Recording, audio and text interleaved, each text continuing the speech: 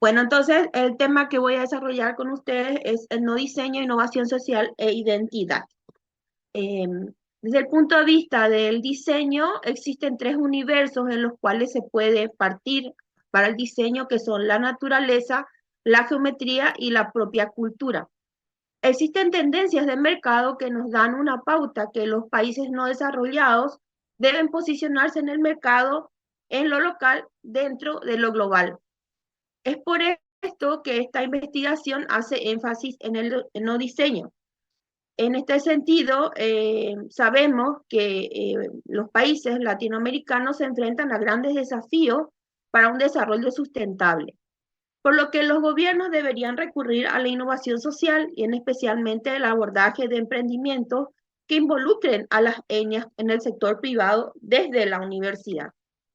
eh, Analizando un poquito lo que son los lineamientos de las políticas de nuestro Estado en cuestiones de ciencia y tecnología e innovación en Paraguay, nuestro libro blanco, estas justamente se basan en esta triada donde tiene que existir interfaces entre el gobierno, la infraestructura productiva, o sea, el empresariado, y la universidad, con todo lo que refiere a la ciencia y la tecnología. Estas interfaces que deben ser, vamos a decir, bidireccionales y tienen que estar bien relacionadas para poder generar ciencia y tecnología e innovación, también deberían ser analizadas desde el punto de vista de la innovación social cuando se trate de analizar las problemáticas sociales en referencia a las etnias nacionales, que están bastante descuidadas en cuanto a lo que sería la inclusión social. Entonces, yo tomo como referencia el concepto dado por Ezio Mancini, que dice que la innovación social debería entenderse desde una perspectiva de un proceso abierto de codiseño, donde ideas, o sea, nuevos productos, servicios y modelos que satisfacen las necesidades sociales crean nuevas relaciones o formas de colaboración. O sea, no es una cuestión de buscar una solución, de solucionar funciones, servicios o productos, adecuándolos con nuevos mecanismos o evitando gastos de energía, como usualmente a veces se quiere entender la innovación social. Entonces es importante que para la inserción en el mercado de estas sociedades ancestrales, ¿por qué? Porque ellas son las que aportan esa identidad que ayuda a la distinción en lo local, dentro de la globalidad. Se propuso entonces una investigación cualitativa con un diseño exploratorio y se empleó el estudio de casos. Se constató que existen muy pocos proyectos de emprendedorismo que apunten a este nicho de mercado. Y si existen proyectos que son aislados o no provienen de iniciativas privadas nacionales. Una de las causas que motivan esta ausencia de interés hacia el legado indígena es quizás la categoría de artesanía que la academia asigna a esta producción. Y por el otro, la falta de leyes de propiedad comunitaria.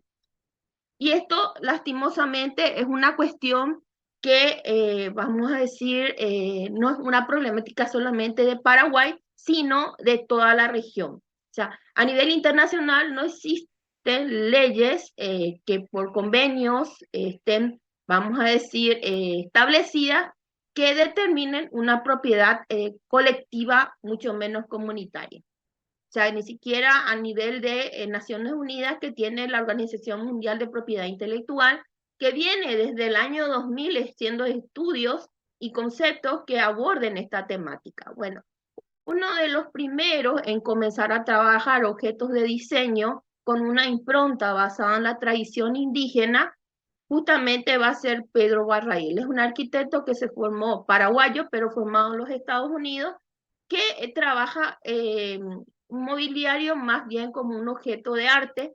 Él ha trabajado en este caso con una etnia llamada Paita Butera, y justamente los Paita Butera trabajan muebles de madera. Ahí podemos ver a la derecha lo que son unos banquitos llamados apuca, que tiene que ver mucho con la concepción del nacimiento, incluso de un indígena dentro del ámbito de su etno.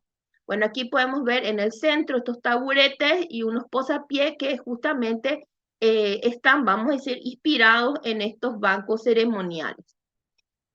También tenemos otra empresa nacional que hacia el 2015 es un grupo de orfebres del interior del país, pero que tienen, vamos a decir, su empresa desarrollada a lo largo del país, que justamente en un caso particular tenemos a una diseñadora inserta dentro de esta empresa que comenzó a utilizar la cestería como también la talla en madera en objetos que hace a la colección o línea étnica de esta empresa orfebre. Entonces ahí podemos ver que ya existe, vamos a decir, un interés por parte del empresariado de incorporar elementos que tengan que ver con identidad nacional. Solamente que un poco limitado. ¿Por qué? Porque quienes somos expertos nos damos cuenta que qué etnias pertenecen, pero quienes son clientes, usuarios normales de la empresa o los mismos integrantes no tienen estudios profundos con respecto a qué etnias pertenecen estas, vamos a decir, interpretaciones nuevas en objetos contemporáneos. Entonces aquí podemos incluso dudar si las piezas hechas en Palo Santo corresponden a la etnia Nivaclé o a Lloreo del Chaco. Entonces, falta un estudio profundo. Lo que de repente notó muchísimo una de las directoras del Instituto Paraguayo de Artesanía hacia el 2018 en Paraguay, comienza por primera vez a hacer un censo de todos los artesanos indígenas y visita todos los poblados y comunidades y hace un relevamiento completo de qué cantidad de artesanos, ya sean estos populares o indígenas, existen en el país. Entonces aquí podemos ver un poco el estudio que hace esta señora, la señora Adriana Ortiz, hacia el 2018, que comienza a hacer un relevamiento de todo lo que es el arte o la artesanía indígena.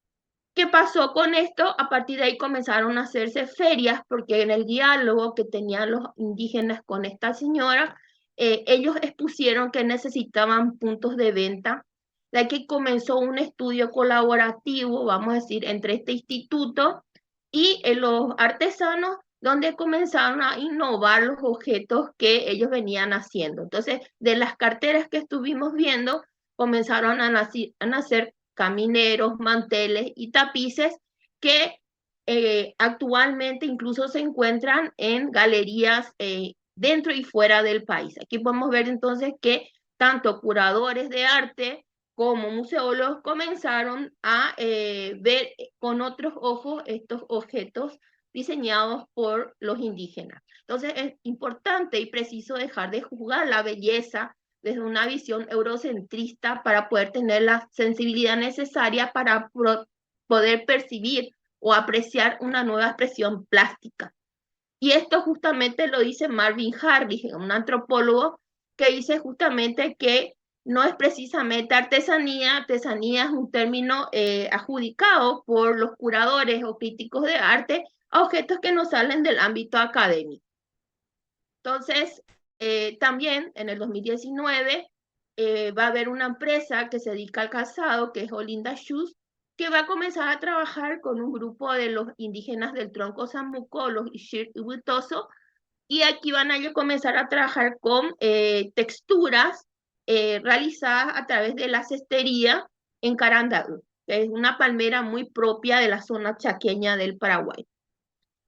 También en el ámbito de la academia, profesores han estado participando en bienales. En este caso vemos el proyecto del diseñador Elsen Melgarejo, que el año pasado fue seleccionado por la Bienal Iberoamericana de Diseño, justamente con esta mesita ratona que está inspirada en el diseño de lo que es la pintura corporal de los grupos Guaycurúes, que fueron los grandes guerreros de la zona del Chaco paraguayo, que durante 3 siglos prácticamente evitaron que los colonizadores llegaran al Alto Perú.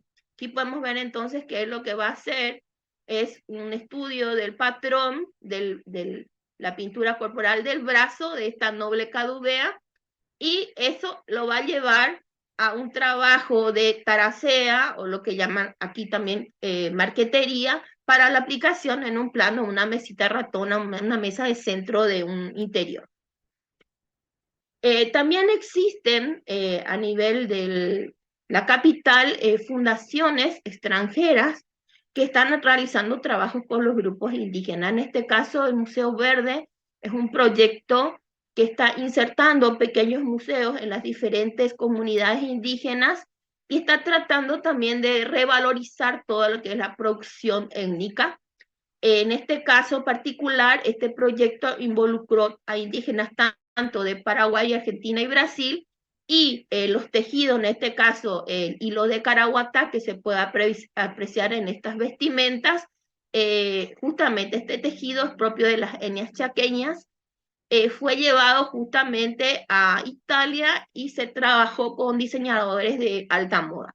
Entonces aquí podemos ver un poco cómo también hay todo un movimiento que está buscando de alguna manera ayudar a justamente a mejorar la economía de los grupos indígenas que fue muy, muy afectada, especialmente en el ámbito de la pandemia. Entonces, este instituto que les mencioné justamente lo que hacía era ir a los poblados, recogía la producción, incluso venían a vender en la capital los productos justamente para evitar que estas personas se quedaran sin ningún tipo de trabajo interino en la pandemia, mismo considerando que las necesidades básicas a veces no están cubiertas para estos grupos y eran los más vulnerables en el estado de pandemia. No obstante, Máster sí, Luz Ayala, me gustaría comentarle que le queda un minuto de tiempo para ir redondeando su presentación, por favor. sí.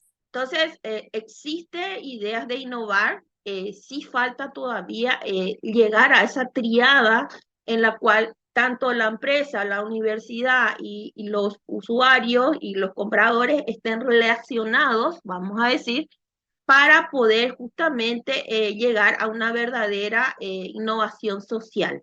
Aquí podemos ver una talla de los grupos de Alto Paraná, una talla de un oso hormiguero llamado acá internamente Guarnicaguaré, que es del grupo H, y podemos ver también la intervención de un diseñador italiano que pertenece al grupo de Museo Verde, que se inspiró en hacer una silla y mandó justamente a los indígenas pirograbar la superficie de la silla.